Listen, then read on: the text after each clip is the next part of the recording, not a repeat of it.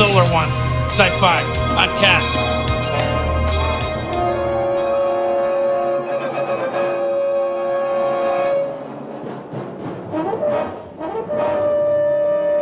Hello, this is the Solar One Sci-Fi Podcast, episode 216, which is quite a lot to we've done now, and that means that our second poster, which if I remember, I'll put on the background, will show how many episodes we've done since we started in November 2019, before COVID, and here we are.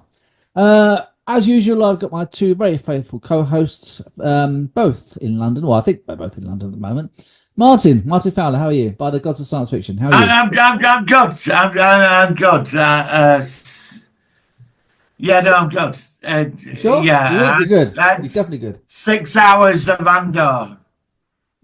6 hours straight all day Sunday. We're going to talk about that, but before we do, let's introduce the other co-host. I finished off. Yeah. With Doctor Who. All right. Lots to talk about, and also Malcolm Patterson. Hello, Malcolm. Hello, how you doing? I'm all right, thank you. How are you? How's things where you are? All good. Good.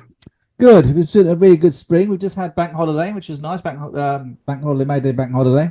I was always thinking of that Rimmer sketch from Red Dwarf where he goes, "Well, what does it call it? May Day. It's only a bank holiday. Ascension Sunday.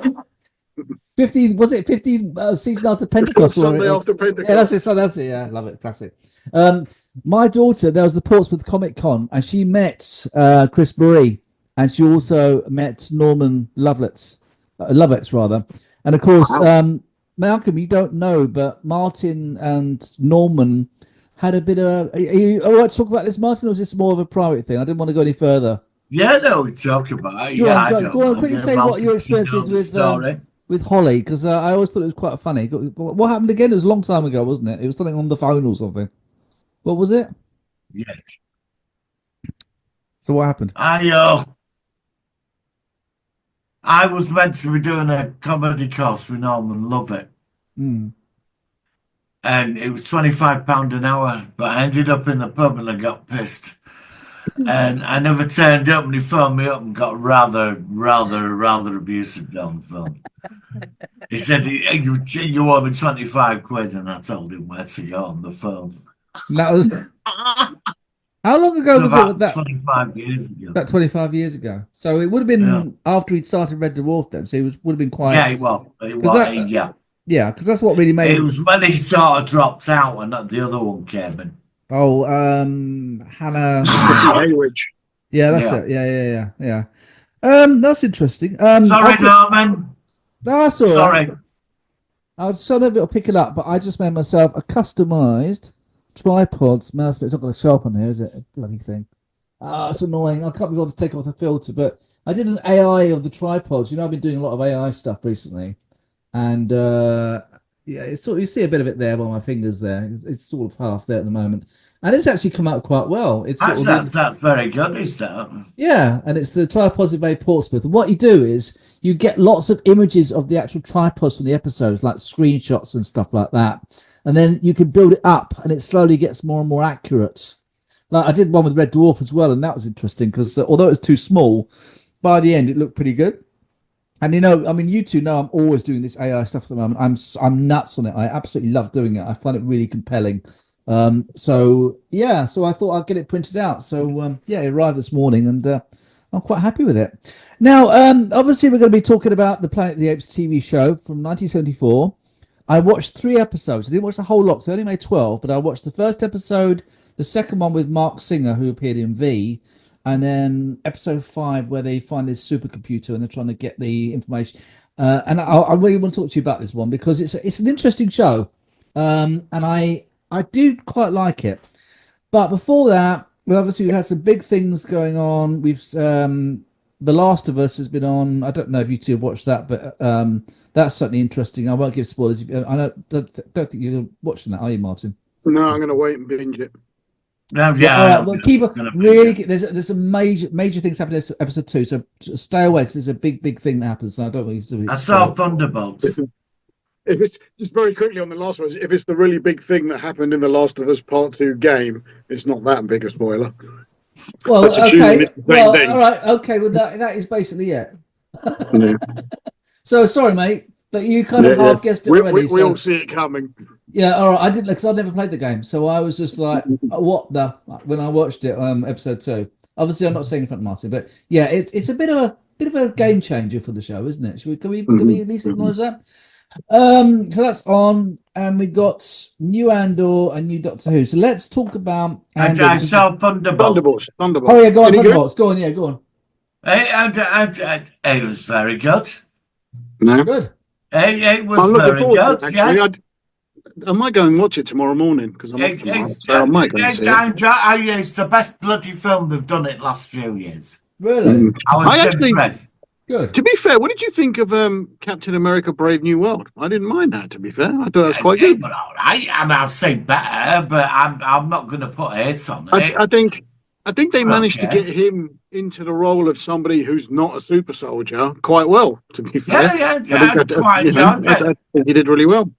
I've not watched the last I'm not few. going to hate on it. Yeah, but Thunderbolts were a lot better. That's good because I've heard that there's some. I think there's Eternals was one that was really bad, and I know that there's quite a big dip in the quality of. They're very varied, aren't they? The most recent. Yeah, Florence Pugh. Yeah, Florence Pugh is she's very good. Yeah. I mean, she was great in Black Widow. Yes, she's good. And also the Hawkeye TV series. Yeah, and she works as a great replacement. Yeah. Okay. Yeah, I would watch them. all right. Just on the Hawkeye thing, it looks like we will not get a season 2. No, no. They wanted to cut Jeremy Renner's pay in half, and he told them to fuck off. Obviously, which is a shame. I've not seen it, but I mean, obviously they could go ahead with a season 2 and just have it with Haley Stenfield and not have him in, but I don't think it would work. To be fair, I'm more interested in Daredevil next year. Yeah, maybe. I mean, Defenders. It was all right this year, but there was too long of him not being Daredevil. To be fair, yeah, I want Into the Muse. I thought he was a bit pointless. Mm. And the Punisher were hardly in it. Well, that's because it got refilmed. So that's why, like Foggy and Karen, although there's a big, they're coming back, they weren't in it originally. And that's and the Punisher was the same. He point blank refused to be in it, and then they rewrote it, and now he's doing a Punisher TV series as well. So he was in it, and then all the marriage guidance bollocks with Kingpin is seemingly because they recast his wife, and then binned all her scenes and brought the original wife back, and that's why they filmed loads of scenes of just the two of them with no one else there. Right. Okay. So it was all that. It's seemingly a good 40% of it was refilmed. Oh, interesting.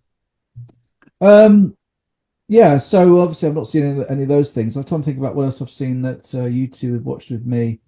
I suppose shall we go to Andor now, because I know that this is one which is going to be. I want to get your perspectives about it, and I think Malcolm looking like he wants the will to live. Yeah, I liked what Malcolm was saying over the weekend. All right, let's start off with Malcolm. Let's ask Malcolm, what's your perspective from episodes 1 to 6, or the 2? Go on. So we always knew back from season 1 that from our point of view, Andor was a dumb character in himself to center on. You want to see a show about the beginnings of the Force. So you want to see about Luthen, you want to see about Mon Mothma, how they did it. And Andor could have been just a side character. And to be fair, in the first series, he does nothing to do with the Force. He doesn't even join up until the very last episode. Then in this one, so they've done this bit, which I thought was a really great idea, to do 3 episodes, then a year gap, then 3 episodes, then a year gap. So I thought that, to bring it up to date. If you're not going to do the full 24 episode seasons, it's a smart way of doing it. And in the first 3 series, so basically the first 3 series are him handcuffed in a fucking ship for 3 episodes, idiots dancing around in a fucking wedding. And doing nothing else. And the only thing that had anything to do with the formation of the rebellion in the first 3 episodes is Luthen gets the ump with bloke because he's run his mouth off and has him killed. And you don't even see him killed. He gets in the limo and you know he's going to be killed. Yeah, but you know he's going to get killed off. Yeah, you don't see it. Then we jump 3 episodes. And again, Andor, over 3 episodes, goes to a planet and has a 10-minute conversation with a woman. Mon Mothma is completely arseholed out of it almost totally. She isn't in the first 3 episodes. You don't get Luthen either much, apart from talking to the elevator guy and the weird bit where the least tense made scene in the world where they're trying to get that microphone out the top of it. It was about as tense as fucking tissue paper. Just absolute nonsense. The only saving grace of anything is Saw Gerrera. I knew you were going to say that. And that's the whole fucking show should have been about him and Luthen and Mon Mothma forming the revolution and seeing why Saw Gerrera goes completely batshit by the end of the last one. And then obviously when it finishes off the last 3 episodes, the last scene, she goes in and kills that guy. It's a lovely little vengeance bit. It's a great vengeance bit, but it's still not really advancing anything. But more scenes like that would have been great fun. The heist was neither here nor there, really, apart from they killed off who is arguably the best character in the entire series. And I assume they killed her off because she'd gone off to film Doctor Who. I don't know. Yeah, I was surprised. I'm assuming that's why that happens. I was surprised she was actually in it at all. So it was quite likely. I mean, in the end, they're all going to get killed off. Yeah. They are all going to die by the end of episode 12 because we know by episode 12, apart from which is why we should be centering on the characters that aren't and all that. And you don't give a shit, but they could do what the fuck they want with Andor because he's going to live. He's going to, yeah. And Mon Mothma, you technically Mon know she's Mothma's the only one that survived survived the whole thing. And then the internet has gone nuts that they recast fucking Bail Organa. That was my next question. Yeah. Now, I honestly, when I said, "Who's this guy?" and I thought that looks a bit. No, that's not Bella. And of course, apparently, I'm pretty certain Jimmy Smith's pay packet's a little bit beyond their budget now. Do you reckon that's what it is? Because it said he was unavailable. But unavailable because they wouldn't pay him enough money to do it, I would imagine. But how did you feel about the recasting? I mean, the guy's in it for 10 seconds. They didn't even need to have him in it at all. Yeah, but people are saying that... I don't think he says anything, does he? He's just standing in the background. He has a bit of dialogue with Mon Mothma, but people are saying that he's in that one scene just so that we see him later on in the series and he's more of a substantial role. Maybe in the next 3 parts. So they what I've heard is they just put that brief scene in so that we're getting used to a different actor. Character. So when he appears, they don't have to have the exposition. So they can go straight, cut to the chase. Yeah. And then, obviously, when the first episode started, that opening scene of that brand new TIE fighter, I loved it. Fucking incredible. That was brilliant. The only thing I would say is, how is that technology not there later on? Where happened to all those TIE fighters? Where did they arsehole them? It's not like if they'd had him blow the place up so the people who designed it are dead and all the computers are gone, you could understand never seeing that ship again. But they didn't. And the rebels, as far as I'm aware, have the ship now. Why aren't they using the fucking technology? Well, are we going to see it again? I wonder if we're actually going to see it again. Because, as you say, it was a prototype. It was a lot more sophisticated. I mean, it was bashing into rocks and meteors and things. And normally, TIE fighters just explode if they just tap anything. They've got a self-destruct. And now it's bouncing off mountains. Yeah. And even got like things like it's got 3-seaters. It's got hyperspace jump. It's got its own atmosphere. Basic TIE fighters are really, really basic.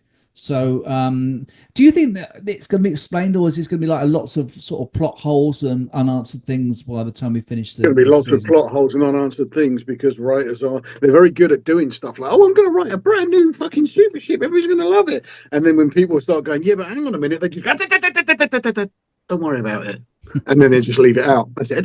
Just let it go, and then they just skirt around it. Now, I'm going to choose my words very, very carefully, but what did you think of that scene in episode 3 when, was it B, what's her name? I can't remember that character's name. Bix. Has a rather amorous Imperial officer making his intentions clear to what he'd like to do with it. To be fair, these guys are arseholes. They're pretty evil. They're almost borderline based on Nazis. Did we really need that scene to show that they're arseholes? That's what I was wondering. That's what I'm wondering. Maybe not. I mean, to be fair, if there's a larger story, as in like, so now she's gone after that first fucker, or she's killed him, and that's made her go after the guy that tortured her. So if it's part of her story arc, of like she becomes some absolute fucking psycho, Yeah. because my guess is in the next 3 episodes she's going to be killed off, and that's when Andor is going He's to go fucking ape shit. Kind of fat thing. shit. That's why you see him just kill the guy, and all of that. So I think that's going to be it. She's gonna forget about fucking any kind of rebellion and stuff. She's just going to go after everyone who fucking does her wrong, and she's just going to be loopy. So maybe it does fit into a larger character arc for her, but who knows? She's Bix, isn't she? I think she's called. Yeah. Bix. Yeah. Martin, let's get your perspective about all this. What do you think about all the stuff we've been talking about? Oh, for God's sake. He's a fucking idiot, right? Right, he's done it again. He's done it again. He's done it. Running around everywhere, running around with no purpose. The cold bit, the TIE fighter, loved it. And then he goes to a planet with pointless people for 3 episodes. Lord of the Flies. Get stuck in the middle of that. Oh, yeah, and the planet happens to be Yavin, right? Oh yeah, yeah. Because we saw the temple. We saw the last scene was Yavin. Yeah, we recognise that's the only So time. they're on that planet and they have a shootout between each other.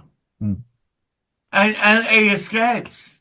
And then he's running about everywhere doing it. And then we get on to Mon Mothma, weird husband, and there's like a wedding and a rave going on for 3 episodes. Yeah. So she's in a disco for 2 episodes. And then we get to the ISB. And then we jump onto all these other people like, who are these? And then we're over here. And then we go over there.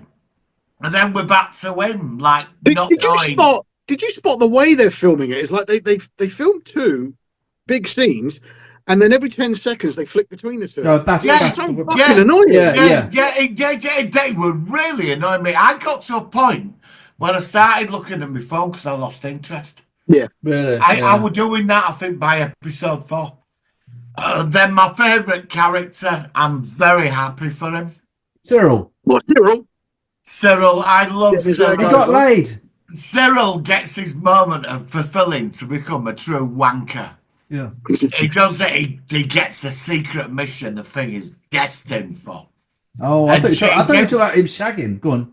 Well, I'm going to get into that. One hilarious when he walks into the room and she says, "I've only got an hour," and she says, "Can you turn the light out?" And that one, and then suddenly we're back onto him running about everywhere, right? But again, she was one of the only kind of decent characters from the first series. Why the fuck have they downgraded her to a fucking nobody? I don't know. And then one blast at her mum, and you think, "Oh, go on," and then you never really fucking hear from her again. And then my favourite scene, they invited Cyril's mother round for dinner. Yeah. Which have fuck all to do with anything. Have Another nothing 15 to minutes do we with don't it. need to film.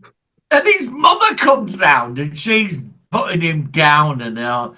And she says well, I work, you know who I work for, and I could make your life rather difficult. And mother's like, oh, well, you know, Cyril's a good Unless it boy. turns out that his mum is banging the Emperor on the side and she's literally the fucking first lady of the fucking universe. She's an absolute waste of fucking time. And that scene had fuck all to do with any of this series. So I'm sat there watching, I got to episode 5. And I was like, where are we going now? And then Sol Guerrero turned up. Yeah, he was good. Then he finally turns up. Yeah. He goes, I'm totally insane, don't you? And I think that was best scene in all of it, you know. And then we're on to Cyril and the heist, spying on everybody on his secret. It's just been used because he got laid in a room for an hour. Yeah. And this is what is that? This is Cyril's moment. And then we're on the scene of her having dreams about him at tortured her. And then she goes in there and gets her revenge. I really did like that scene and blow it up. Yeah. And then it finished. And I thought, I've watched 6 hours of this. And there was no story. There were because no even the heist, the built I'm for all the in for heist, and character that bit building in and the stuff, museum but with the microphone. Go on, Malcolm. That's what I yeah, was no, scrolling I'm all in through. for I was character scrolling through building my and phone. world building and stuff, but where's the fucking story? There's I know. no Yeah, storyline at all. so when No. she's like under the desk trying to, and there's in with porno attaching white uniform stood there going, you can't do that. You can't. And she's going, just stand there. And she's like, and it was like, what is going on? And then Emmett owns the hat shop. He's Yeah. walking around like a pop star and being wonderful to everybody. And even there were no connection to any scene. Nothing were connected. And when I all joined so that the heist was meant to be the big bit, The wasn't big it? payoff, yeah. And I was sat there on my phone. I was on my phone, and then there was the same where she's on the desk. I was like, I just get on with it. And then we got Cyril, and it finished. And I sat there sick. I thought, I've just sat through 6 hours of Of this. what? What? Yeah. Yeah. I'm sorry. There was I like the TIE fighter. I like to see Sol Guerrera. I like Cyril because his comic factor and his mother. Rest of it, I get it all. Shove it down, fucking toilet and flush it. That's where I am with But it. there's so many people on like YouTube groups and Facebook going on. Oh, it's the greatest thing in It's Star not. Wars It's since so. Jedi. It's so It's just, drawn what out. are you even watching the same It's show? so I drawn don't out. It's understand. so slow. Just It's get not on with it. connected. Nothing were connected. Why want the political intrigue with the Empire and setting up like finding Yavin and creating the Rebel Alliance, getting alliances from? Who Why gives a want fuck they about going this down that spider path? planet? Who cares about this spider planet and what's going on there? Yeah. You know? Yeah. Oh, they have to. Oh, yeah, that was all Gorman. pointless. Yeah. Yes, under the ground there's an element called Kelkai, and it'll create infinite power, and the Emperor wants it, and like just invade the fucking planet. Don't go through it. You're Now, the look. Empire. Invade the planet.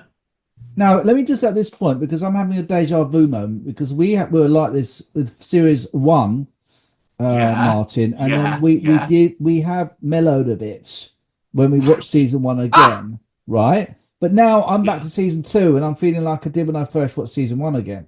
I'm Yep, feeling like yep. now. Why is it that are we going to mellow when? Oh, well, I mean, obviously we've only seen half the series. I've heard that the third arc is the best one.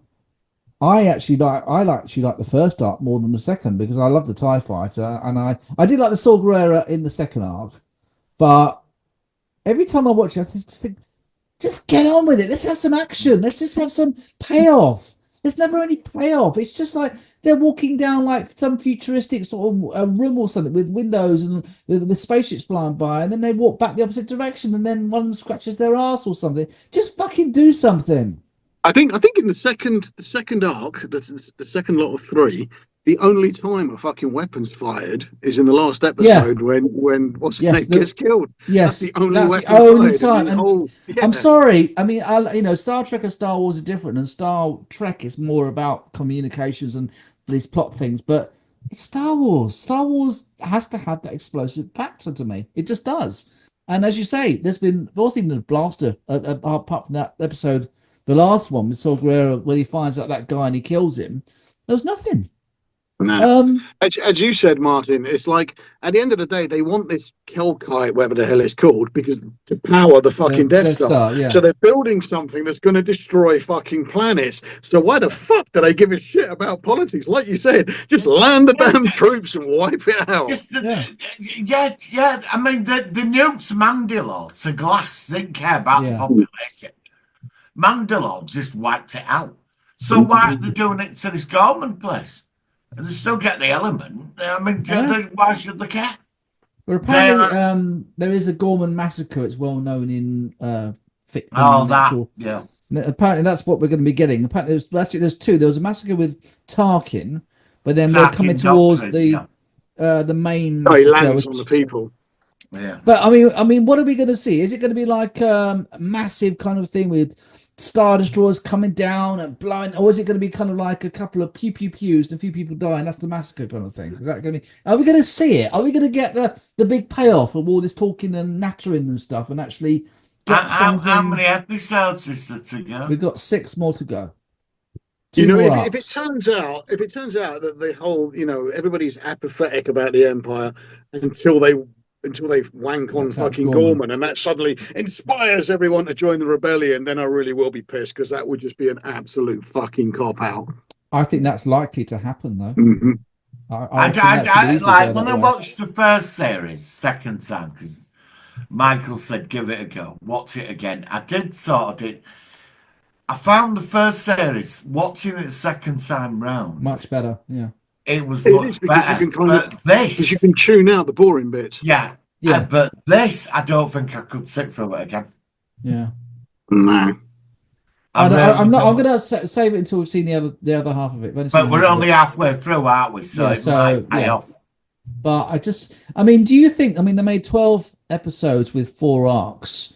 Could it have been better if it had been like, rather than 3-parters, it was 2-parters? So we'd have, like, instead of 12, we'd have 8 episodes with 2-parter arcs. If the whole 12 episodes are like this, they could have edited the entire lot down and made 1 2-hour film, Yeah. or an hour and a half film easily. Just got rid of all the shit. Yeah, I agree. But we've got to have Cyril in the 2-hour film. Yeah, maybe.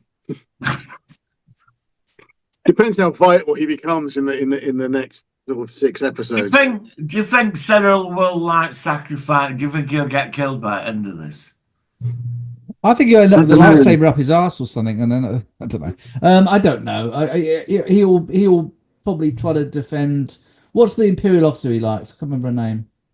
Dedra. Dedra. Yeah, I reckon he'll sacrifice himself for her, but then I don't know.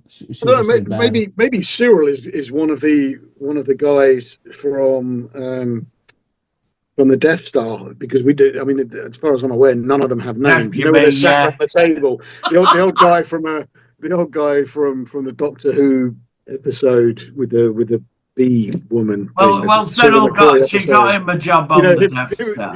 Or maybe Cyril is the guy who says to the guy, "Oh, don't try and scare us with your sorcerer's ways." Maybe that's actually Cyril. Cyril gets force choked or something. Yeah. So let's just quickly ask then, out of 10, how would you rate season 2 of Andor so far? Malcolm. 3. 3 out of 10. Martin? I was going to say 4, but I am inclined to go 3. But I'm going 4 because Cyril's entertained me with his mother. I'm going to say 4 because it's only halfway through. We've already seen Sol Guerrero starting to show his true, power and what he's about. And I did like the TIE Avenger from the first 3 episodes as well, because I'm that was beautiful. That was beautiful. That. I mean, I wanted to see so much more of that. Just that's what I want, more action. I'm sorry, don't mind talk, but let's have some proper payoffs, and we've not had it especially with the second arc. I don't know. It's a bit up its arse. It's a bit up itself, isn't it? Oh well, we're so written for such adult content. We're so like, yeah, but come on, Star Wars. I don't know. I just like more action in Star Wars. I don't know why. If it was like Deep Space Nine or Star Trek with all the Dominion War arcs, the Romulans in the background, and the Cardassians, and I don't mind that because it's Star Trek. But Star Wars to me has always been more about space battles and blasters. Well, there is a lot of politics in Star Wars, and I think that's an opportunity that could have gone down that path. I mean, the Senate and the Empire, they could have really gone, and I would have liked that. I think in his defense, you will kind of see the Empire slightly different in all the previous films after all this is finally done, because we had a lot more background of so that will be an interesting addition to the whole franchise. It's like Solo. When you first watch Solo, you're seeing what a world, how it's run under the Empire. Yeah, that was the first example, wasn't it? Yeah, well, actually, that was after Rogue One. But that's why I really think you should focus on that. Now, listen, we've got 5 minutes before we're going to end up with part 1, so we can do the movie review. So should we quickly go on about Doctor Who before we do that? All right, so we've done 4 episodes. I take it you've both seen all 4 episodes. I think you all have, haven't you? I'm sure you did. So, General, what do you think about it now? We're already halfway through season 15 or series 15, what I call it. Martin, what do you think about it? You're probably both going to shout me down for this. Go on, because I thought it was very good. I thoroughly enjoyed it. Okay, I'm going to say this before Malcolm gets his word in, but I have actually thought it was a lot stronger this season as well so far, especially episodes 2, 3, and 4. I think that I thought this episode was very well written. Yeah. Really I love the idea of do this every week. I'd be quiet. I have to admit, the idea of this new form of a threat to unit, that was clever. I didn't see that happening until that's going on today. That's what they talk about. Yeah, social media narratives being over exaggerated. Yeah, and I thought it was that was a clever parallel with real life kind of things. Yeah. Malcolm, what do you think about it? I think it's slightly better this series. I still don't think it's brilliant. I don't understand anybody banging on still about fucking woke and I think woke is a stupid term to keep throwing out as an insult anyway, but I'm not seeing any of this forced messaging in. I mean, we could jump up and say like every one of the male characters is a big overbearing douchebag, but fucking so what? I mean, since we last spoke, what have we had? We've had 3 episodes since we last spoke, haven't we? Yeah. So the Lux one, it was all right. The idea of mixing between animation and I thought that was quite clever. Yeah, and another one of these gods that's come out. The Well, I think I said this. I said on a Facebook group. One of the many Doctor Who groups, I said like the storyline has been done so many times before, and some guy went, oh, many times. When has this ever happened? So I did actually just sit there for 20 minutes listing out the number of times we've seen this, base going. Quite a lot of people have said, oh, it's all just aliens, but it's been done so many times.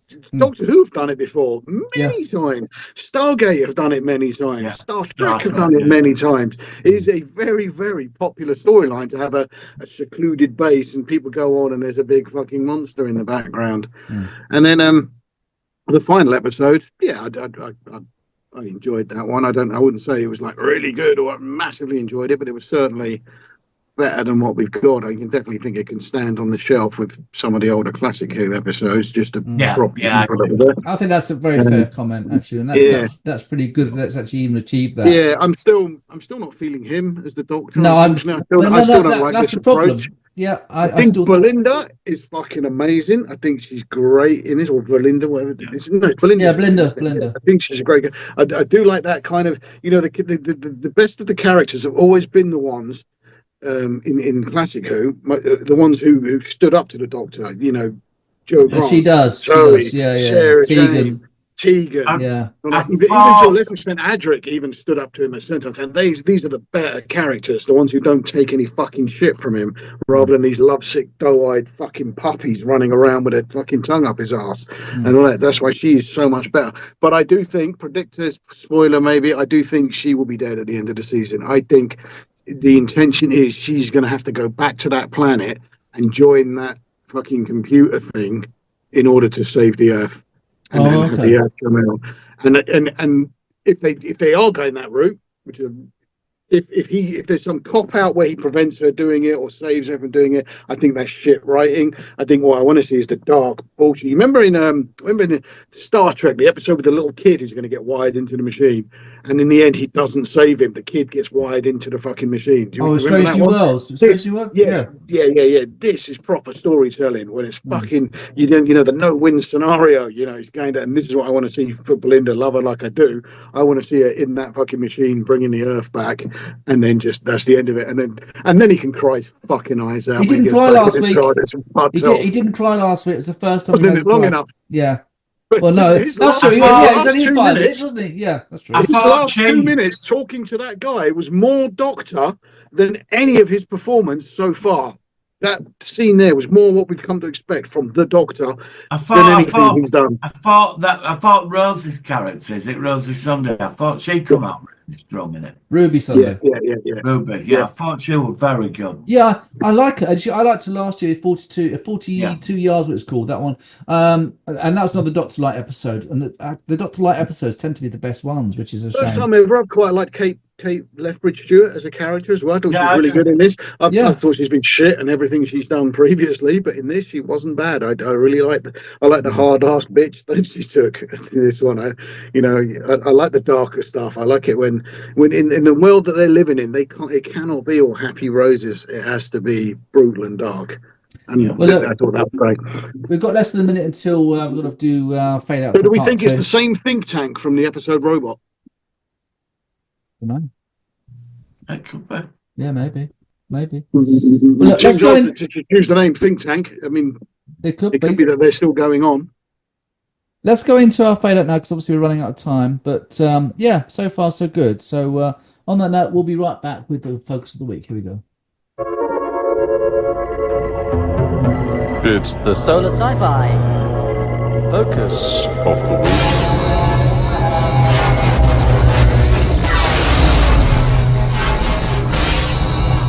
All right, so we are back and we are reviewing a show which I think should have been bigger because it was based off the original Planet of the Apes movies, the 5 that were done in the mid to late 60s. I'm not sure how big a gap was between the last Planet of the Apes movie and this TV show, but obviously Roddy McDowall, who is well known for being in the movies, is back here, and the makeup exactly the same. So I'd imagine that a lot of people who worked on those movies also had some contribution towards the TV show. So Planet of the Apes 1974, an interesting short-lived series. I assume it must have got cancelled after 12 episodes, I think it was, or 12 or 14. Let's just open up generally. What do you both think of it? Malcolm, what do you think of Planet of the Apes? I mean, I remember watching it when I was a kid, and I would have been like 1, but then it was repeated many times.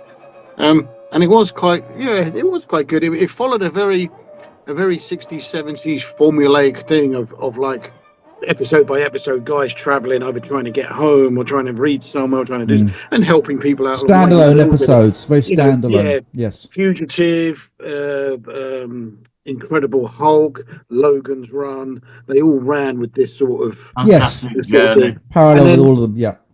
And so this was one, and it was something that did quite a lot for TV series that came from films. That did this, and then this did the triple whammy because it then did the animated follow-up afterwards. So he did the movie, the TV series, and then the cartoon series afterwards. Which I never checked out. I never checked out the animated series. Yeah, I remember it being on. It was set in like a kind of a modern time. I remember the opening credits is all like the animated series was sort of based on the original book. Okay. The Apes are advanced like us, yeah. And how about you, Martin? What do you think about this show? Right. I know quite a bit about this. I've made a few videos about this, actually. Good. Okay. Right. There is several scripts on the actual Apes website which they never made, which there were some interesting episodes. There were plans to take it. If it had gone to season 2, they would have gone to the Forbidden Zone. Oh, that would have been good. Yeah, but it never got that far. That's what they were hoping to do. They do get home, by the way. They both get back home. What, in the animated series? Okay. Yeah, they do, because when the series got cancelled, they made 4 movies. What they did, they edited, I think, 6-7 episodes into 4 movies. And they were made for like some afternoon thing. And at the beginning of each movie, Galen introduces the film. Right. And he mentions what's been going on since the series. And in the final film, he says they found their computer and they both got home. Okay. Oh, wow. That's interesting. Yeah. And you can watch the actual intro. They're on YouTube. I'll find them and send them to you. Sorry, I mean... But basically, there's been 2 books as well that are sort of tied in that came from BAM Adventures. Okay. and that explains how they managed to get they build the ship in the second film. How they Okay. get off the planet, it covers all the plot holes. But in the book, in the first two books, and these are canon now, that when Taylor and Brent are in training at the Answer Academy at the base, they meet Verdun and Burke. Okay. So Yeah, I they mean, mentioned. it is set in the same universe, obviously. Well, isn't we it? I don't. mean, Well, that's the thing, because it's because the theory is when the Earth gets destroyed through the photon bomb, which it is, a mega bomb. Yeah. it opens, obviously, it tears a hole in reality and splits off numerous timelines. Because don't forget, when they crash, this is set 1,000 years 1,000 before. years. Oh, that's right. Next thing I was going to say. So It's 1,000 and they years before. said, Yeah. Zaius and Urko said there were two other astronauts before them. They killed them Okay. in the first episode, Flight Tomorrow.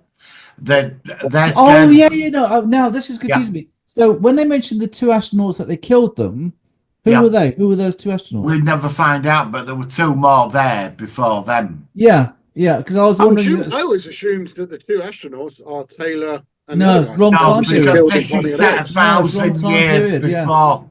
Yeah, this is 1,000 years before they arrived in the 39th. Yeah. 46. So Is it? it's Yeah. they're in a totally different So how are timeline. the humans talking in this one now then, when they weren't talking in the next one? Yeah, they seem to de-evolve, don't they? It's- Well, they kind of It's lost the different ability to timeline talk, because- even 1,000 years on, you would still Yeah, know I that know. the humans used to be able to talk. But there's another plot hole problem they had in the series. Do you remember when they get out of the ship and they get chased? They meet that human, and he puts them in that the old bunker. the old guy that protects them. The yeah. old guy. Yeah. He shows them that book, and the downfall of the human race was about the 24th century. Because the technology they find, like my favourite episode, Legacy of Tomorrow, they find that computer, that hologram thing. Yeah. And they say this technology is way after our time. So there was a different disaster that happened in that world. It's a totally different. If they come from Taylor's world, they've crossed into a whole new timeline.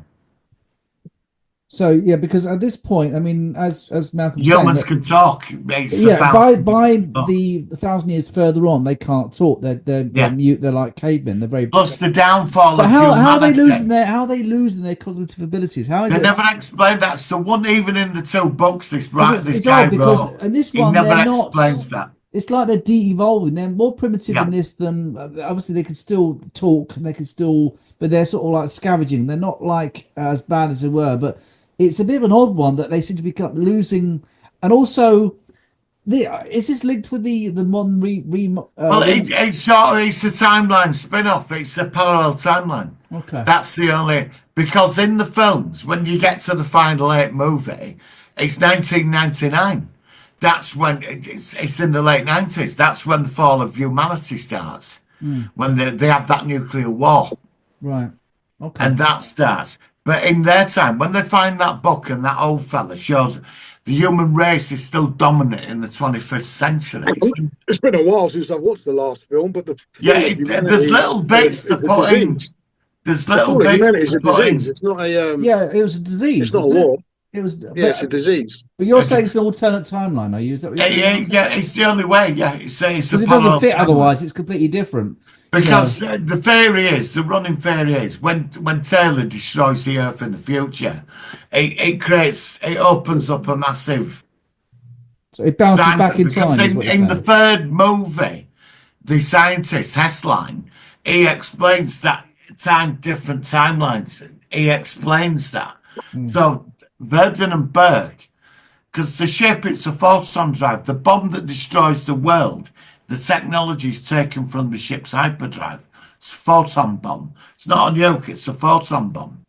Oh. That's Yeah, are you talking about the bomb from the end of the second movie? yeah. But that was a separate. That was a Yeah, old. no, but nuclear bomb. they're saying that Verdun and Burke may have come from the same timeline as Taylor and Brent. Okay. But do they go back to that timeline? Because the world, when they find that old fella in that bunker, he shows them that the world is still going in the 25th century. Yeah, I mean, Mind blowing, I know, but this is what's there, and the two But books that in fill the in. original movies, obviously we saw that they are, my God, they finally did it, and Yeah, it's yeah. but was it defined in the original movies when nuclear No. apocalypse happened? No, you follow the journey backwards. It's something. Even when the apes rose up, that was in the 90s. They weren't powerful enough. The human race had a big war. They nuked themselves. But it's all We don't know confusing now why because, that happened. but also, I mean, I remember like in the fifth the original movies. By this point, they had some sort of nuclear war. Yeah, yeah. And all the animals, all the cats and dogs were. That's the one before. The cats A and dogs probe are from dead. deep space wipes them out when they. Oh, I'm getting. Are you getting lost with this, Malcolm? Because I'm getting a bit lost with all this. Yeah, so yeah, I mean, I know kind of roughly the timeline of the movies. Yeah. And It's how a it all parallel. They've happened. gone into a parallel timeline. Well, I'm just Picture struggling that. to look here Yeah, because I'm trying to work. I'm trying to find something that says when the Virgil thing is because I've never heard that that's set 1,000 years before. I've always seen that they come after. No, well, it's very this is clear. we The don't TV know if they shows- are from Taylor's. Well, they could be from another timeline. But the Yeah. future they're in, the human race falls 400 years after in the movies. But it's also very clear that in the original movie where Taylor's ship crashes, it's something like 3957 or something. In Yeah. this one and the TV show, it 1,000 says something, yeah. it says 30 something or 29. It's Yeah. about 1,000. That's very clear. That was one thing I always got, that the actual time period is 1,000 years before the original movies. But with all this, like I said, and now the modern movies where there was a virus which was released, and this caused humans to become more primitive, not talk anymore. Yeah. But you're saying I'm a bit lost now. It's all kind of become all sort of distorted and unclear. Timey-wimey. Yeah, I guess so. Yeah, Because basically, they say they come from Taylor's timeline, right? Mhm. When they went into space, there was like a ripple in time, From and the bomb. it sent them parallel, so they ended up 1,000 years earlier. But the human history they're looking at is slightly different to what they come from, because human civilization in that timeline did not fall till the 24th century. Okay. It says that it's in that. Yeah, and like I thing. say, in the movies, it was by the 1990s, the 2000s that they were never getting nuclear. explain. Yeah, okay. Also, in the television series, the big clue is the moon's still there. In the films, the moon got destroyed. Oh, that's an interesting one. I remember that they in the first movie they said that there wasn't a moon and there was these weird kind of Yeah. lightning storms. Well, at the night and things like that. underdwellers destroyed the moon. Yeah, but where are you getting all this information from? Because this wasn't actually physically seen in the shows in all the movies, is it? It's all... Because a few years ago, somebody wrote Fans two who add books on to that it. were official canon, filled up all the plot holes. Plus, there was a series of graphic novels set in the planet of the Earth. That Okay. timeline explains what happens to the moon, and because the Well, underdwellers, there's Pretty this mad certain sex of if them you to destroy manipulate our the moon, we don't follow that long behind it. I think our Well, that's moon, why the they moon don't is vital recognise. to That's us. why they don't recognise that when they crash there. But in the TV series, it's a parallel timeline. It's a different timeline. It's all played out differently. But they get back. They get back on it. They get back.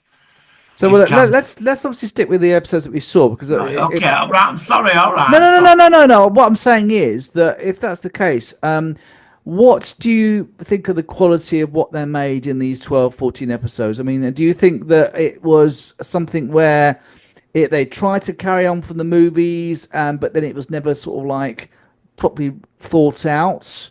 Or do you think it was like one of those shows where it did need like a couple of seasons to really... Well, they couldn't carry on from both. They set up their own thing. They went like Logan's Run. It's got fuck all to do with and also I suppose what you're thinking is they couldn't have these two in the same era as Taylor because the world got nuked. So what you're saying is that's why they did it 1,000 years before, because they couldn't put it any further. Well, they could, but it's It's an interesting one, isn't it? Because, like I said, I remember watching it when I was younger. And what threw me was that they counted humans who were talking, Yeah, and they were a bit more simplistic. And yeah. I always found that very hard to digest. That's why they're scared of the humans, because they don't want the last two astronauts that were there were putting ideas into the humans. And you And don't get to see that. Amos got the temple, he's creating that gas, okay, in that episode. and that's why they got such a high. I mean, they're called astronauts. Like it's a weird. Obviously, Yeah, it's a weird. yeah. Okay, that's interesting. So, what do you think about the cast? Obviously, Roddy McDowall's back. Did you think they all did quite well in their respective roles, or how do you feel about it all? How do you think about because obviously it was Roddy McDowall, Ron Harper was Alan, and James Norton was Peter Burke. Did you like all three of them in the show? Starsky and Hutch team up with a gorilla or an ape. Yeah. No, it was all good. And obviously Mark Leonard. Mark Leonard played Coe. Couldn't recognise him Oh, at Mark all. Leonard's super. His voice is very distinctive, though. That's the only way you can tell it was Mark Leonard. That was quite interesting. And then you had, as I had to say, so we had some other people in it as well. Yeah, but it's funny. I mean, when I was watching the episode today, because I went to ChatGPT as I do for everything these days, and I said, "What's a good episode to watch?" After I'd watched the first two, and they said that the episode, The Legacy, episode 5, where Burke and Vernon discover the holographic message from scientists from their own time. They said it's one of the few episodes where the story actually did progress. Whereas a lot of the other episodes in this series were quite standalone. Like they'll encounter a village with some people and they've got some particular issue or something, and then the guerrillas will try to hunt them down. Was there any other episodes where, I mean, what I liked about The Legacy was we did see a city, an old city, it was in ruins, which I thought was quite interesting. Can you remember of any other episodes of the TV series where it really delved more into the history of how they got there and what legacy of the original humans that people have picked up upon? Or No, I think that was the only one. that's the only one I can think of which really stood out. It's kind of like there's the scripts that got leaked a few years ago from one of the future scripts that were wrote, and I think there were 15 episodes planned. Okay. For the first season, and there was one of the scripts. The God said they find a church where people worship a radio. Oh yeah. It's like a big radio setup, and they worship and they fix it, and it just at the end of the episode they switch it on and somebody's transmitting. Oh wow, that's interesting. Yeah, that's where we were going with it, and it's such a shame. So was it cancelled mid-season, in mid-production? It cost a lot of money. They put a lot of money. Rumour has it Gene Roddenberry wanted to take it over, but it cost a shitload of money, did that. Yeah, I mean, the main character, Ape masks, even from the films and all that, are individual hairs. I mean, all the background guys, it's all it's always a bit more basic. But theirs are all specifically done, hugely expensive. Yeah, it does look good. I mean, I don't think it's ever been released on Blu-ray. Actually, I think it's only actually on DVD, which is a shame. Because you'd think it's sort of big enough for that. And I guess that it's sort of cancelled. So we never found, obviously, the things that you've been saying, Martin, but from the basics of watching the series on its own, this is it. This is kind of like how it sort of went until you mentioned it's a shame because it was good. But like Malcolm said, there were a lot of series like that at the time. And the people Starsky in and a Hutch, trying to get back home. Yeah, and they worked beautifully, but there should have been. I think there should have been more of an act to it, like they were going somewhere, But in the clips that Roddy McDowall did years later for the edited TV, because I've been trying to get hold of them for years. The edited movies, there's 4. And there's an introduction, Roddy McDowall, at the beginning of each episode. And he says in the final film, it's on YouTube, they got home, they found their computer. Because they had that disc. Remember that disc? Yeah. They found the computer. But how did they get home? Somehow they got home. I don't know how. I was going to say, they had to find a ship. They had to find a way of getting out the Earth's atmosphere. Yeah, so I assume they found some advanced civilization or technology somewhere. Would you like to see a new remake? Something? I mean, obviously we've had the newer films, which are still, I think, very good. Can you see Planet X coming back to TV in some form in the future? Yeah. Yeah. Yeah, I mean, it's a shame that they didn't follow up with the Tim Burton one, because Tim Burton's one, I like that. it ended up, like Modern Earth and all that, much Yeah. like the cartoon series was. Did you like that, Malcolm? Yeah. I really enjoyed that film. I thought it was good. I thought it was all right. I mean, only seen it. I saw it. I knew that Charlton Heston was in it as one of the chimps, which I thought was really quite ironic. And I do remember the end of it when they went back to Earth, and then Charlton Heston is Tim Roth's dad, the guy that's in bed. Yes. And all that, because they rather amusingly give him this massive speech about, because obviously he's so massively into the NRA and the right to bear arms, so they give him that fuck off speech about how the guns are the end of all fucking evil and all that, and he must destroy the gun if he finds it and all that. I thought that was really the power funny. of 1,000 spears and something. Yeah.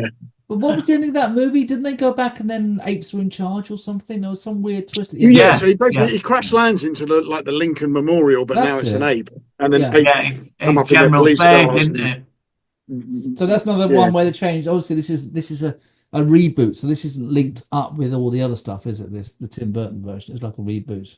Well, I've got a theory. I think when that planet was destroyed in the original movies, it opened, it did a big split in reality, and it opened multiple parallel universe and timelines up. If you want to get round all this head fuck stuff, that's the best way to do it. Because it is hard to specify. It is hard to sort of kind of explain it. The new movies have been very clever because they've obviously gone over the originals and they've covered all the plot holes. And especially with the last film, which was superb, The Kingdom of the Apes, they've covered every aspect of that. And like this, that dementia disease that dumb humans down. Yeah. And the setting up the underdwellers with the humans that are in bunkers. Yeah. And don't forget, in the first film, there was an astronaut who disappeared. But this disease, though, was only in the modern iterations. The disease wasn't featured in any of the old stuff. We don't know what the disaster was. We know that Zaya said mankind destroyed the world. Yeah, but I always assumed it was a nuclear aspect rather than a. I assume it was. In the second movie, the mutants tell you that it's a nuclear holocaust destroyed the planet. You don't know why. There's something. Yeah, they just destroy themselves. All right, well, that's pretty much it. I think I can think about. I mean, let's sort of wrap it up. I think. So let's do our usual ratings out of 10. So I think I'll ask Martin, because you know a lot more about the backstory than I do, with all these different variations and all these different. I'm absolutely obsessed with the original movies universe, that whole world. It fascinates me. I think Beneath the Planet of the Apes is my favorite. Beneath. I know we reviewed it ages ago, and I love that movie. Seeing that even now, when they're all it's so creepy when they take the mask. I love it. Freaks me out. Even now, that freaks me out. Yeah. I'm going to give the series a 10 because I'm such a fan. Thought you might do. Yeah, fair enough. Okay, how about you, Malcolm? Yeah, I'd push it to an 8. To be fair, I think it's a damn shame that it didn't carry on. Yeah, and it's just one of. I mean, I'm not one of these who cries about remakes and sequels and stuff. I'd love to see it remade. To be fair. Yeah, I mean, I think I'm going to give it the same as you, Malcolm. I'll give it an 8. It would go a bit further if perhaps some of this stuff, which they wanted to have done, actually had been done, rather than it sort of like ending on just a standalone episode. Because it was interesting and it did look good, and it had that original movie vibe, especially the opening credits where you see the son behind. He's got the apes on horseback with the rifle in his hands, and think, oh god, what I mean. The original story for the second Planet of the Apes film was that Charlton Heston, when he goes into Forbidden Zone, he finds another jungle that's full of humans. Oh really? And he teaches them. He has a son. And the apes find out about him, and he raises an army, and he steals guns from a garrison, and he attacks the apes, and at the end he defeats them. And Zeus is in a zone, they're all laughing at him. That's what they were going to do originally. Okay. Well, whatever they did for the actual second movie, I still think. Oh yeah, I agree. But that no, it's interesting. No, it's good. if you go on the Apes website, all the information, all the script, all the alternatives, they're all there. Brilliant. They're all there. So let's wrap this up. Last question, as always, I ask: would you have this as part of your collection? Yeah. Yeah, I reckon so. Yeah, I would definitely as well. So, sorry for confusing. Honestly, no. I find it interesting. I mean, like I said, it's like like some of these Star Wars fans when they go on about, or going back to the Star Wars thing, where a lot of the modern stuff it clashes with this written articles, and that's been this. It's because you're a fan. That's nothing wrong with that. I like that. I think that's really interesting. I just love the world that were created. That the 70s world. It just. I'd love to go see more of that. Yeah. But we are where we are. I do love the new films. I think they're great. Yeah, do we know if they're making any more? I mean, the last one, Kingdom, did quite well, didn't it? I don't know. Yeah, they are. They're making another one, are they? Yeah, because that's another trilogy, isn't it? Yeah, she's in it. The girl. Yeah, she's signed up. Because when the Kingdom came out, I wasn't even aware of it. Suddenly, it was just suddenly.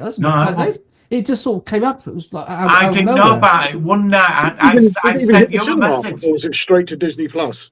I don't know. Was it did it go to the cinema? I'm not sure. Yeah, I saw it at the cinema. Yeah. Oh, it did. I never heard about it. Yeah. It was just suddenly there. Well, one night I were in, and this trailer came up, Planet of the Apple. Like, what? And then I said it. Yeah.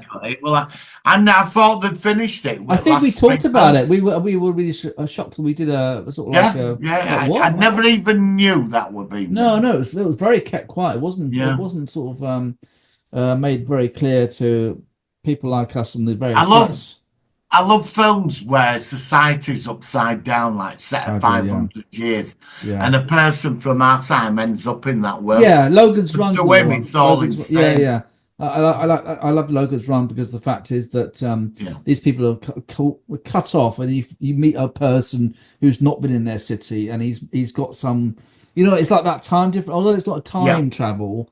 It's about the Logan's Run TV series did something really interesting. They made the city of Jones. It was controlled by old people. Yes, I know. And I thought that was brilliant. Yeah, I like the TV show. I mean, I love the original movie as well, but I thought the TV show was interesting. Have you read the books? I've read 3 of them. Two. I've read two. Yeah, the second and third one are not so good, but the first one is quite interesting. Yes. And firstly, the age isn't 30; it's 21. Yeah, I heard it was younger. Yeah, so basically, you just have a planet of children. So who have this computer tends to everyone's every whim. So no one works, no one does anything. So you imagine what a world that's just basically fucking teenagers. Is the oldest people on there are teenagers. You imagine what that's like. But also, it's not like a wasteland thing. You're in the whole planet, and those maze car things you see in the film that they go on, they go through the entire planet from place to place. It's been a long time since I've read it, but it's quite good, but completely different. And the end of it, the actual end of the film is completely different to the film, an absolute mindfuck at the end of it. If you don't know how the book ends, it's like when it happens, you're like, fuck. Okay, I don't. I'll have to read it at some point. All right, guys. Well, thanks very much for joining me for this. I'll drop you them clips in a couple of minutes of Roddy McDowall. All right, sounds good. I'll put them. I'll post them. I'll find them and post them. Yeah. When are you guys next back? Are we going to go back in 2 weeks' time? Yeah, 2 weeks. So are we going? I know we talked a lot about this episode, but are we going to do the full review of Andor season 2? Even though we've already talked about the first half quite a lot. Well, what do you think? How many more are there? So is there 3 tomorrow and 3 next week? Yeah, so okay. We actually that means should we come back in 3 weeks when it's done? Yes. Yeah. Let's go because we're not doing quite. I mean, we're having gaps now. So no, 2 weeks is fine. 2 weeks is fine because the next episodes will be next week. No, you're right. It's only tomorrow. Yeah. No, you're right. So God, yeah, maths has never been my strong point. Yeah, we'll be back in 2 weeks then, and we'll do the full.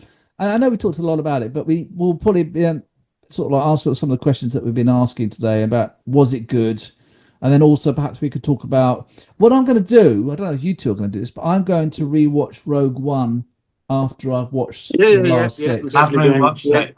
I've rewatched Yeah, it. no, I'm I was waiting. going to, but like you, I want to see this end first and then go into Yeah, Rogue I want to One. see that, and then that's going to give my whole perspective of this whole thing from this No. 2 series, from the because I love the original movie, and it's weird watching it the other way around. But if they'd have made a TV series first, and it's plodding along like it has been, I would have still been blown away by Rogue One, but I don't know whether I see Rogue One.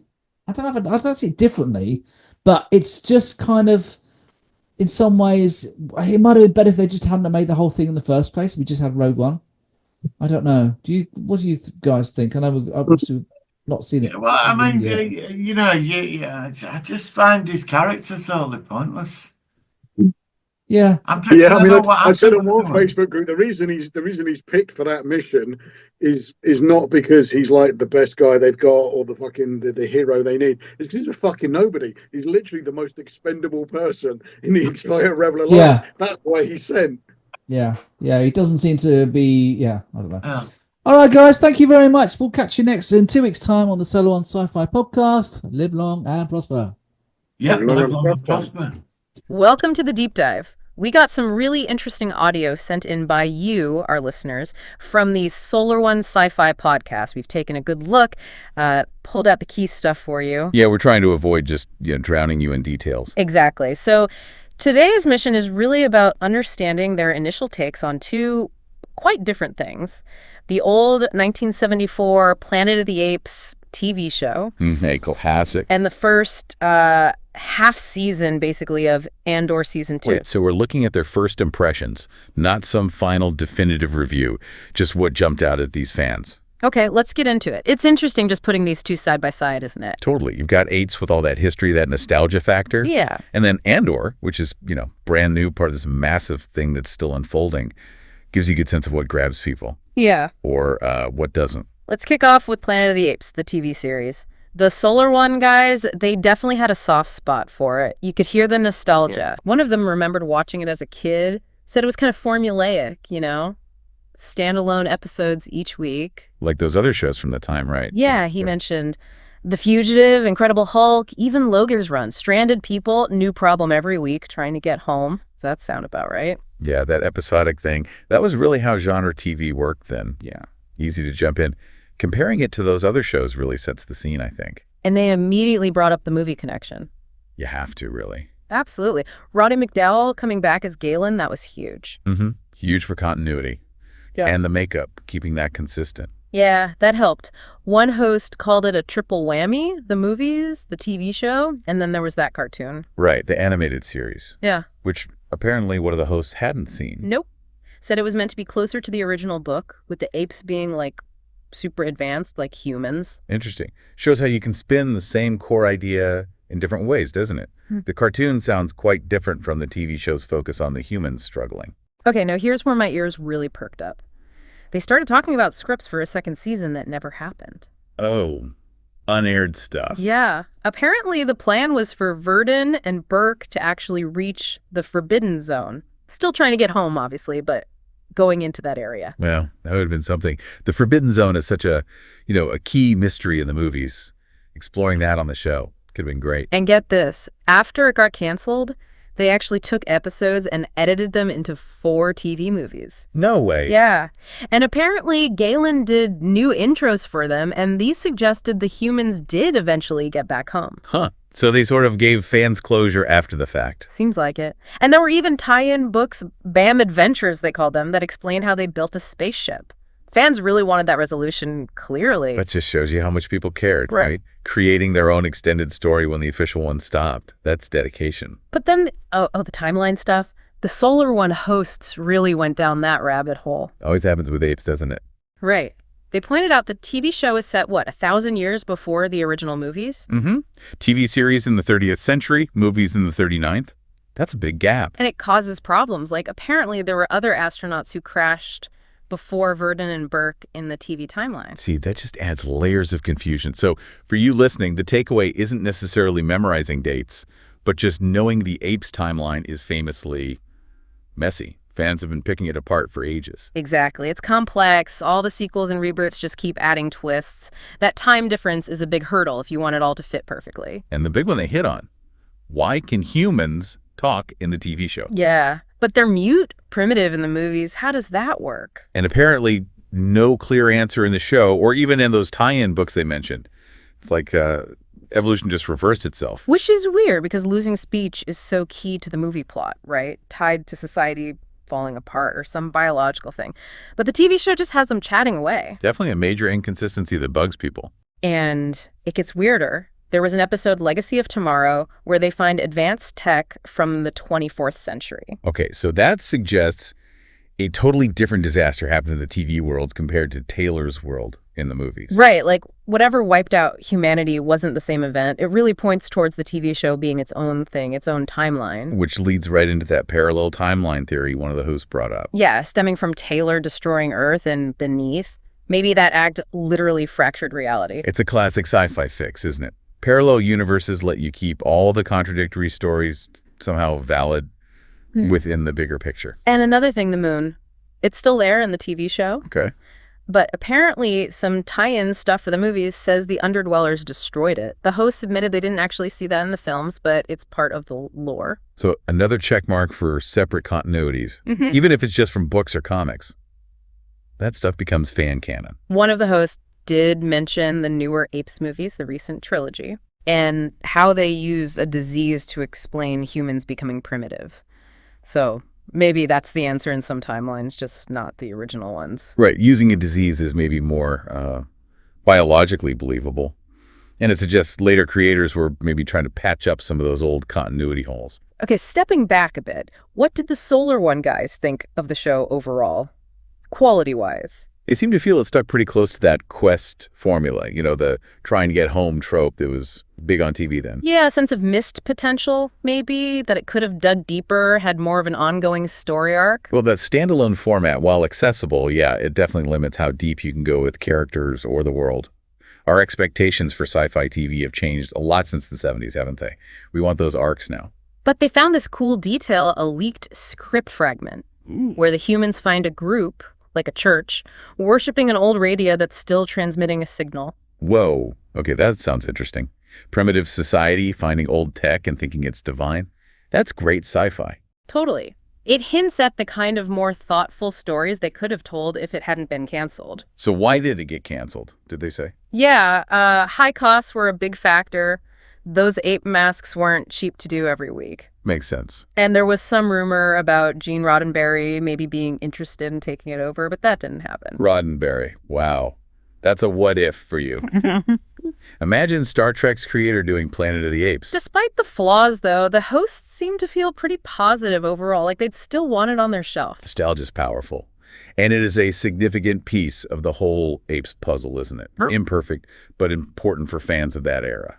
They touch briefly on the future, remakes, the Tim Burton movie, the newer trilogy, which most people seem to like. Yeah, the concept just keeps getting reinvented, doesn't it? Shows the strength of the core idea.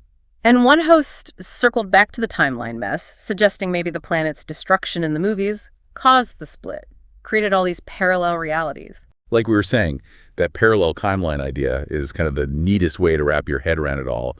Lets everything coexist, sort of. They did give props to the recent trilogy for handling its continuity better with the simian flu and all that. Seems more cohesive. Yeah, maybe that more grounded approach just clicks better with audiences today. And one last little nugget they drop, apparently, an early idea for Beneath the Planet of the Apes. Yeah. Had Brent finding a hidden city of advanced humans in the Forbidden Zone, not the mutants. Whoa. That would have changed everything, wouldn't it? A completely different sequel, different direction for the whole franchise, maybe. Crazy to think about. Okay, let's switch gears completely. Let's talk Andor Season 2, the first 6 episodes. Right. And the reactions from the Solar One crew here sounded much stronger and pretty divided. Yeah, polarizing is probably the word. Unlike the sort of warmish nostalgia for Apes, this was much more immediate, and for some, quite negative. Okay, lay it on us. Well, one host was just extremely disappointed, called the pacing painfully slow, said the plot felt aimless. His quote was pretty blunt. 6 hours, and there was no story. Ouch. That's harsh. Did he give specifics? Oh, yeah. He felt certain storylines were just filler, like Andor being stuck in handcuffs for ages, or some wedding scenes that didn't seem to lead anywhere, felt like wasted time. Pacing complaints are really common with streaming shows now, aren't they? When episodes could be any length. And yeah, if you don't see the point of a subplot, it just feels like drag. He also mentioned a lack of tension, pointed to a scene retrieving a microphone that he felt should have been tense, but just wasn't. Suspense is subjective, I guess. And he was annoyed they killed off a character he liked, speculating it was just because the actress got cast in Doctor Who. Oh, yeah. Real world stuff interfering with the story. That could definitely frustrate fans if it feels like the plot suffered because an actor left. The recasting of Bail Organa also bugged him. Said the character was barely in it, so why bother recasting for such a small part? And a classic fan gripe. Continuity. Yeah. He saw some fancy new TIE fighter tech and wondered why we don't see that later in the timeline, like in the original trilogy. Yep, that's pure Star Wars fan territory. Introduce cool new tech early, and people will ask why it disappeared later. It needs to make sense in universe. He also had an issue with a scene involving an Imperial officer making unwanted advances on someone. Questioned if it was gratuitous, like, did the story really need it? Okay. And his biggest frustration seemed to be the structure jumping between storylines that felt totally disconnected. Mon Mothma's husband doing something, Cyril Karn's mother having dinner. He just didn't see how it all fit together or why we needed those scenes. Felt scattered. That multi-strand storytelling is pretty standard now, trying to build a bigger world. But yeah, if the connections aren't clear or the individual threads don't feel important yet, it can definitely feel fragmented and make it hard to stay invested. And another host basically agreed. Said he found it boring, lost interest because they kept cutting away just as he was maybe getting into a scene. The editing style really seemed to pull him out of it. Yeah, the rhythm of the editing is crucial. Too much jumping around, if it's not handled just right, can kill the momentum of individual plot lines. Now, the third host was a bit more mixed. Okay, some positives. Yeah, he thought the new TIE fighter looked cool visually, and he actually got a kick out of Cyril's character, called him a comic factor. Ah, Cyril. He does have a certain something. But even with those points, he still agreed that the main story felt like it hadn't really moved forward much in those 6 episodes. So even the good bits were kind of overshadowed. Right, so you can appreciate certain elements like design or maybe a performance, but still feel the overall narrative is lacking. They dug into specifics too. The big heist, which season 1 built towards. Yeah, how was the payoff? Underwhelming, apparently. Didn't feel like a big enough moment after all the buildup. Oh, that's disappointing. You set up a heist, the payoff needs to land. And Mon Mothma's storyline still felt underdeveloped at this point. Saw Gerrera showing up. They weren't quite sure why he was there yet, what his purpose was in this story. Yeah, bringing in a big character like Saw, it needs to feel necessary, not just like fan service or setting up something way down the line. It needs to serve the current plot. Even Cyril's arc, the guy who liked him, found it kind of pointless until he had that romantic encounter moment. Right. And a big thing for one of them was the lack of action. Not enough shooting, not enough typical Star Wars stuff, basically. Ah, the eternal Star Wars debate. How much action versus character and politics? Fans fall on different sides of that. Andor definitely leans more towards the intrigue. They even got into debating the Empire's logic about some planet with Kelkite. Was that it? Kolkite. Sounds like a valuable resource, maybe. Right. What was the debate? Just why the Empire was handling it the way they were. Like, why not just go in and take it instead of the political games? Seemed illogical to one of them. Right. Fans definitely scrutinize that kind of in-universe strategy. If the Empire's actions don't seem to make sense, it pulls you out. But here's an interesting point. They remembered having similar negative feelings about season 1 at first. Oh, really? Yeah. Said it got much better on a rewatch once they saw the whole picture. So there was a little glimmer of hope maybe season 2 would be the same. Still uncertain, though. That's fair. Sometimes these slow burn shows do work better when you can see how the pieces fit together later, but you have to get the audience to that point. They did speculate a bit about where things might go. Bix turning into a revenge story. Maybe Bix dying and how that would hit Andor. And Cyril's fate. Would he sacrifice himself for Dedra? Or end up working on the Death Star somehow? So even with the criticisms, they're still thinking about the characters and where the story could go. That's something. They're not totally checked out. True. But the ratings they gave these first 6 episodes were pretty brutal. A 3 out of 10, a 4 out of 10, and another 4 out of 10. So yeah, overall dissatisfaction was definitely the main theme at this stage. Those scores really tell the story, don't they? That for them, this first chunk of season 2 just didn't deliver. There was that comparison to Star Trek versus Star Wars again. Like, they just expect more action from Star Wars. It highlights those core brand expectations, right? Yeah. Trek for the ideas, Wars for the adventure and spectacle, traditionally speaking anyway. And finally, they kind of acknowledged the political stuff in Andor is there, but they wanted it to hit harder, be more impactful. Still, a little hope it could offer that different view of the Empire, like Rogue One or Solo tried to do. Yeah, showing the gray areas, the inner workings of the Empire. That is potentially interesting territory. Yeah. So even with the disappointment, they see the potential, maybe. Seems like it. So wrapping up this deep dive into what the Solar One sci-fi folks were saying, it's quite a contrast. Definitely. With Planet of the Apes, it was nostalgia, fondness, but mixed with all those decades-old questions about the timeline, the continuity. Right. And then with Andor season 2, at least these initial episodes, it was mainly disappointment. Pacing, plot, not enough payoff. Just not grabbing them yet. But it's useful, isn't it? Hearing these unfiltered fan reactions, it tells you a lot about what people connect with, what confuses them, what they expect from these big sci-fi worlds. Absolutely. So for you listening, having heard this breakdown of the Solar One discussion, what are your thoughts? Did their takes on Apes or Andor ring true for you? Maybe it makes you want to go back and watch that 74 Apes series again, keeping those timeline knots in mind.